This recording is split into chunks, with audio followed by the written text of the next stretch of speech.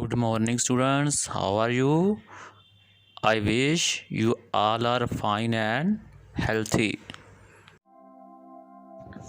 ਇਸ ਵੀਡੀਓ ਵਿੱਚ ਅਸੀਂ ਇਸ ਲੈਸਨ ਦੇ very short question answer read ਕਰਾਂਗੇ।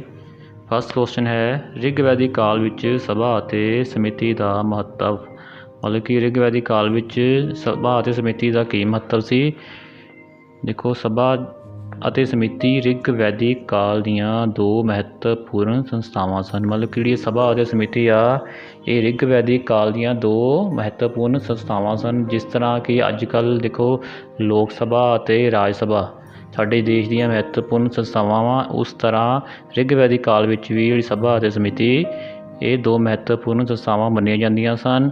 ਇਹਨਾਂ ਦੋਹਾਂ ਵਿੱਚ ਕੀ ਫਰਕ ਸੀ ਦੇ ਬਾਰੇ ਇਤਿਹਾਸਕਾਰਾਂ ਵਿੱਚ ਮਤਭੇਦ ਹੈ। ਮਤਲਬ ਕਿ ਇਹਨਾਂ ਦੇ ਵਿੱਚ ਕੀ ਫਰਕ ਸੀ, ਇਹ ਇਤਿਹਾਸਕਾਰਾਂ ਨੂੰ ਇਹ ਪਤਾ ਨਹੀਂ ਚੱਲ ਸਕਿਆ। ਜ਼ਿਆਦਾਤਰ ਇਤਿਹਾਸਕਾਰਾਂ ਦਾ ਵਿਚਾਰ ਹੈ ਕਿ ਸਭਾ ਵਿੱਚ ਬਜ਼ੁਰਗ ਵਿਅਕਤੀ ਸ਼ਾਮਿਲ ਹੁੰਦੇ ਸਨ, ਜਦਕਿ ਸਮਿਤੀ ਵਿੱਚ ਸਾਰੇ ਕਬੀਲੇ ਦੇ ਮੈਂਬਰ।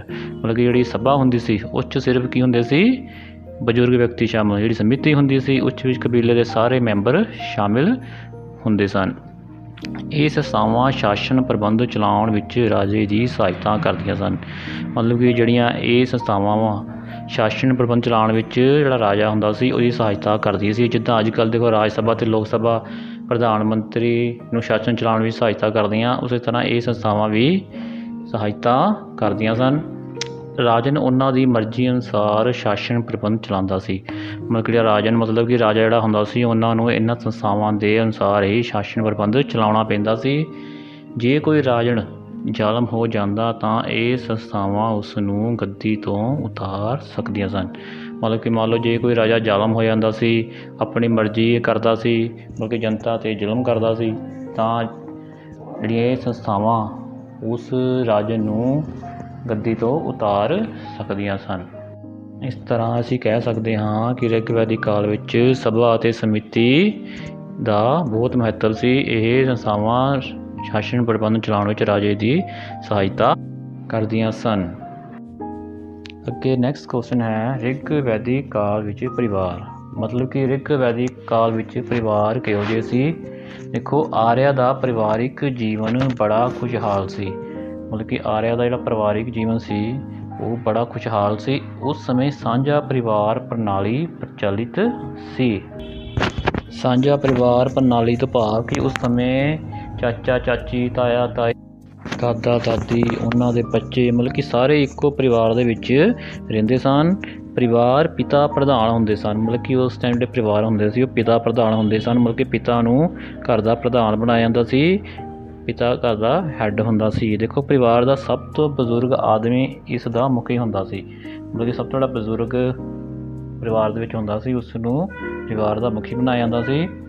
ਉਸ ਨੂੰ ਗ੍ਰਹਿਪਤੀ ਜਾਂ ਕੁਲਪਤੀ ਕਹਿੰਦੇ ਹਨ। ਮਤਲਬ ਜਿਹੜਾ ਹੈੱਡ ਹੁੰਦਾ ਸੀ ਉਸ ਨੂੰ ਗ੍ਰਹਿਪਤੀ ਜਾਂ ਕੁਲਪਤੀ ਕਹਿੰਦੇ ਸਨ। ਉਹ ਸਾਰੇ ਪਰਿਵਾਰ ਦੀ ਦੇਖਭਾਲ ਕਰਦਾ ਸੀ। ਉਸ ਦਾ ਕੰਮ ਕੀ ਹੁੰਦਾ ਸੀ, ਸਾਰੇ ਪਰਿਵਾਰ ਦੀ ਦੇਖਭਾਲ ਕਰਨਾ। ਪਰਿਵਾਰ ਦੇ ਸਾਰੇ ਮੈਂਬਰ ਉਸ ਦੀ ਆਗਿਆ ਦਾ ਪਾਲਣ ਕਰਦੇ ਸੀ। ਮਤਲਬ ਕਿ ਜਿੰਨੇ ਵੀ ਮੈਂਬਰ ਸੀ ਸਾਰਿਆਂ ਨੂੰ ਉਹਦੀ ਆਗਿਆ ਦਾ ਪਾਲਣ ਕਰਨਾ ਪੈਂਦਾ ਸੀ। ਪਰਿਵਾਰ ਵਿੱਚ ਲੜਕੇ ਦਾ ਹੋਣਾ ਜ਼ਰੂਰੀ ਸਮਝਿਆ ਜਾਂਦਾ ਸੀ। ਮਤਲਬ ਕਿ ਉਸ ਟਾਈਮ ਪਰਿਵਾਰ ਵਿੱਚ ਲੜਕੇ ਦਾ ਹੋਣਾ ਬਹੁਤ ਜ਼ਰੂਰੀ ਸਮਝਿਆ ਜਾਂਦਾ ਸੀ। ਰਿਗਵੈਦਿਕ ਕਾਲ ਵਿੱਚ ਇਸਤਰੀਆਂ ਦਾ ਬਹੁਤ ਆਦਰ ਸਤਿਕਾਰ ਕੀਤਾ ਜਾਂਦਾ ਸੀ।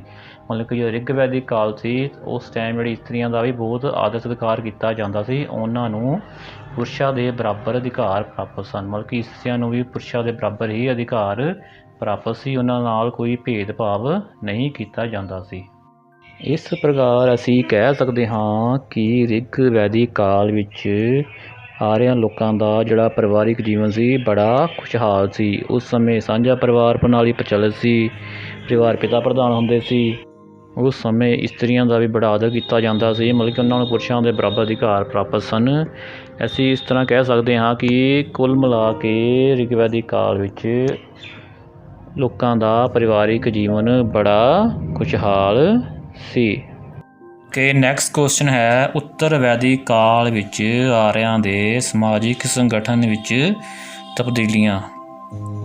ਦੇਖੋ, ਉੱਤਰ ਵੈਦਿਕ ਕਾਲ ਵਿੱਚ ਜਿਹੜਾ ਆਰਿਆ ਦਾ ਸਮਾਜਿਕ ਸੰਗਠਨ ਸੀ ਉਹਦੇ ਵਿੱਚ ਕਾਫੀ ਤਬਦੀਲੀਆਂ ਆਈਆਂ ਸੀ, ਕਾਫੀ ਬਦਲਾਅ ਆਏ ਸੀ। ਇਸ ਤੋਂ ਪਹਿਲਾਂ ਜਿਹੜਾ ਰਿਗਵੈਦਿਕ ਕਾਲ ਸੀ ਉਦੋਂ ਉਹਨਾਂ ਦਾ ਜਿਹੜਾ ਸਮਾਜਿਕ ਸੰਗਠਨ ਸੀ, ਮਤਲਬ ਕਿ ਸਮਾਜਿਕ ਜੀਵਨ ਸੀ, ਉਹ ਹੋਰ ਤਰ੍ਹਾਂ ਦਾ ਸੀ। ਉੱਤਰ ਵੈਦਿਕ ਕਾਲ ਵਿੱਚ ਦੇਖੋ, ਉੱਤਰ ਵੈਦਿਕ ਕਾਲ ਵਿੱਚ ਇਸਤਰੀਆਂ ਦੀ ਦਸ਼ਾ ਵਿੱਚ ਕਾਫੀ ਤਬਦੀਲੀ ਆ ਗਈ। ਦੇਖੋ, ਲੜਕੀ ਦਾ ਜਨਮ ਲੈਣਾ ਹੁਣ ਦੁੱਖ ਦਾ ਕਾਰਨ ਸਮਝਿਆ ਜਾਣ ਲੱਗਾ। ਦੇਖੋ, ਪਹਿਲਾਂ ਰਿਗਵੈਦਿਕ ਕਾਲ ਸੀ, ਉਦੋਂ ਦੇਖੋ ਇਸਤਰੀਆਂ ਦੀ ਜਿਹੜੀ ਦਸ਼ਾ ਸੀ ਬਹੁਤ ਵਧੀਆ ਸੀ, ਮਤਲਬ ਕਿ ਲੜਕੀਆਂ ਨੂੰ ਬਰਾਬਰ ਸਮਝਿਆ ਜਾਂਦਾ ਸੀ। ਪਰ ਉੱਤਰ ਵੈਦਿਕ ਕਾਲ ਦੇ ਵਿੱਚ ਇਸਤਰੀਆਂ ਦੀ ਦਸ਼ਾ ਦੇ ਵਿੱਚ ਦੇਖੋ ਕਾਫੀ ਤਬਦੀਲੀ ਆ ਗਈ ਸੀ। ਲੜਕੀਆਂ ਦਾ ਜਨਮ ਲੈਣਾ ਹੁਣ ਦੁੱਖ ਦਾ ਕਾਰਨ ਸਮਝਿਆ ਜਾਣ ਲੱਗਾ।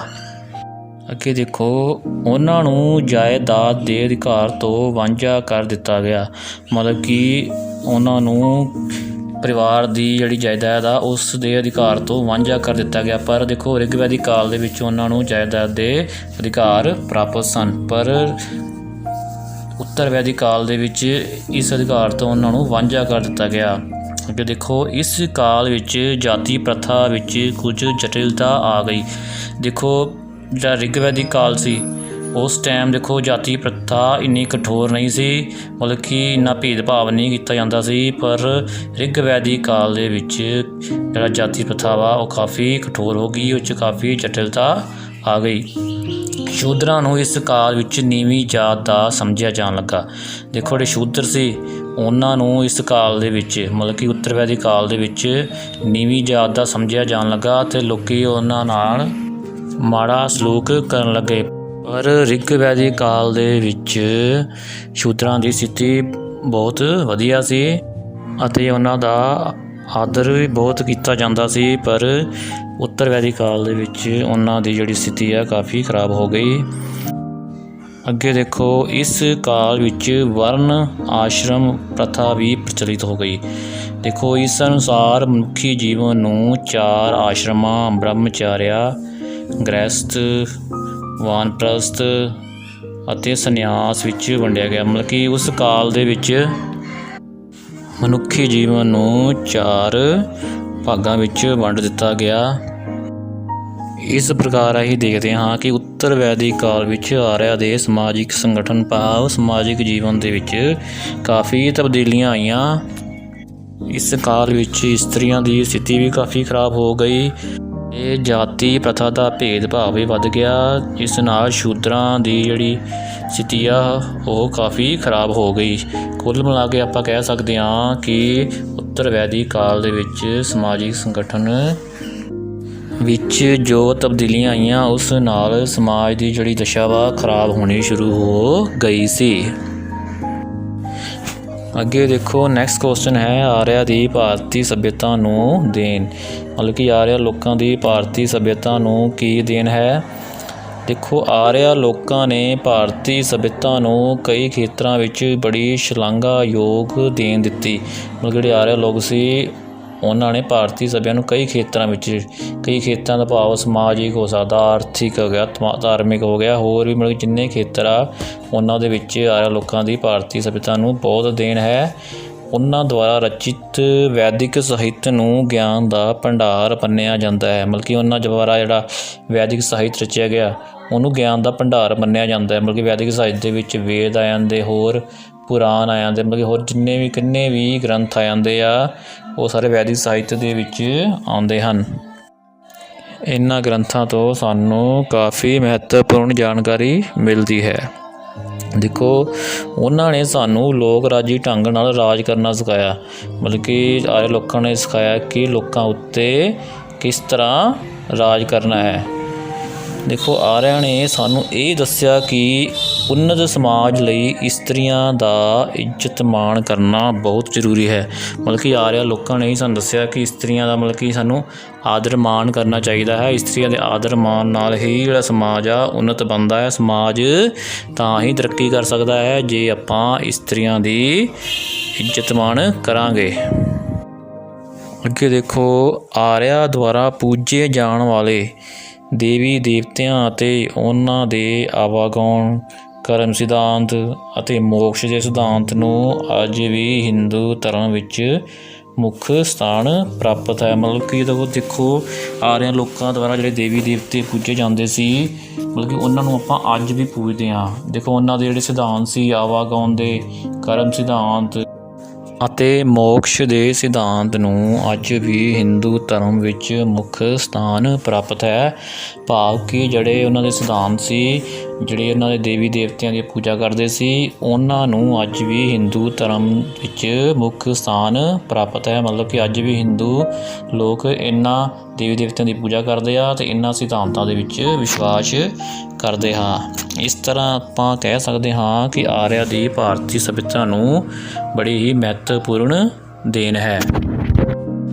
ਅੱਜ ਅਸੀਂ ਇਤਿਹਾਸ ਦੇ ਲੈਸਨ ਦੂਜੇ ਭਾਰਤੀ ਆਰਿਆ ਲੋਕ ਬਾਰੇ ਪੜ੍ਹਿਆ ਅਤੇ ਇਸ ਦੇ ਸ਼ੋਰਟ ਕੁਐਸਚਨ ਆਨਸਰ ਰੀਡ ਕੀਤੇ। ਤੁਸੀਂ ਇਹਨਾਂ ਕੁਐਸਚਨਾਂ ਨੂੰ ਧਿਆਨ ਨਾਲ ਸੁਣਨਾ ਅਤੇ ਸਮਝਣਾ ਹੈ। Thanks and have A nice day.